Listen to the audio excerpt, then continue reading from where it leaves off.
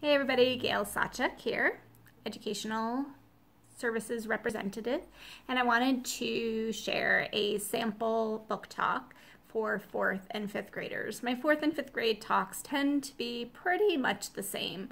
I will maybe have a couple younger chapter books, 2nd and 3rd grade level for the 4th graders, just in case we have some lower readers, and possibly some middle school books for the 5th graders, in case we have higher level readers. But for the most part, it looks pretty much the same.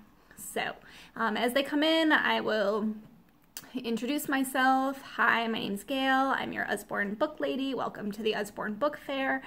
And I'm going to go through some books. I'm going to talk about some chapter books, activity, nonfiction, and then you'll have a chance to go around and look at the books and make a wish list. Sound good? Cool. I do ask that you hold your questions till the end, and we will get to them if we have time, but I want to make sure you have lots of time to go and look at the books yourself. So I'm going to start with some great chapter books. And I tend to get almost every book for this age and review them because they're not going to be familiar with them, and we don't have that much in the older kid category. I do highly recommend that you try to read at least the first book in each of our older series if you're doing a book fair. I've read almost all of our older ones because they're fabulous, but if you're just getting started and you haven't had time to do that, you can always just read the back or maybe read the first couple pages. So here's kind of an example of what I might say. This is the Star of Del Toro series. It's about a girl named Britta, and she is in a competition to become one of the trader's apprentices. And this takes place in a magical, mystical fantasy world. So there are some fun different features to it. Also a lot of bravery and adventure. So I highly recommend this book. It's a really strong female character.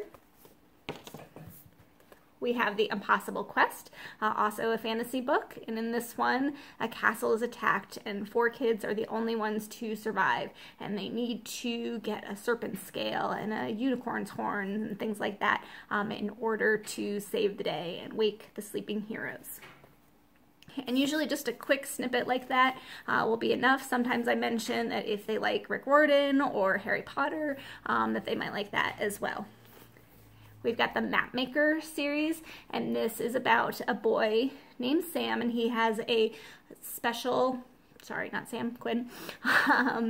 He has a special ability to remember absolutely everything that he has ever read or seen or heard, which makes him really great at map making because he can see something and then draw it. So he has been chosen to be part of this map making adventure.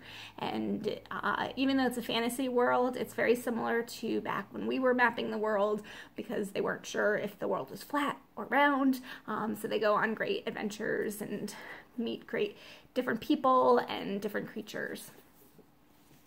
And then I will talk about some of our activity books, and for the older kids, the drawing and doodling ones are great. These new ones, the Hello Happy, are fantastic, and I talk about, if you ever kind of feel down or sad, you might like these books just to kind of cheer you up and give you some ideas.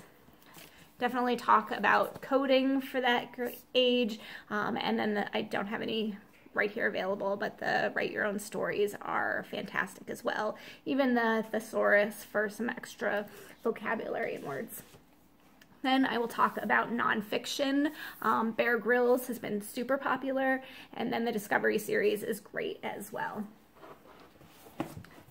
Graphic novels are huge, so definitely mention King Arthur. You don't have to say a whole lot. You can kind of show them some pictures. If you like graphic novels, then you might like these.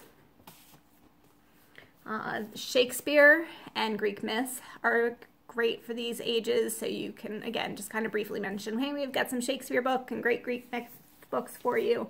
I try to go really fast, but I just want to mention a few different areas for them. And then the encyclopedias are great to mention, especially with the internet links. I like to ask questions like who likes science or who likes math, and then show them some of those books as well. So hopefully that gives you a little bit of idea how maybe to talk to 4th and 5th graders about some of the books that you will have at the book fair. Thanks.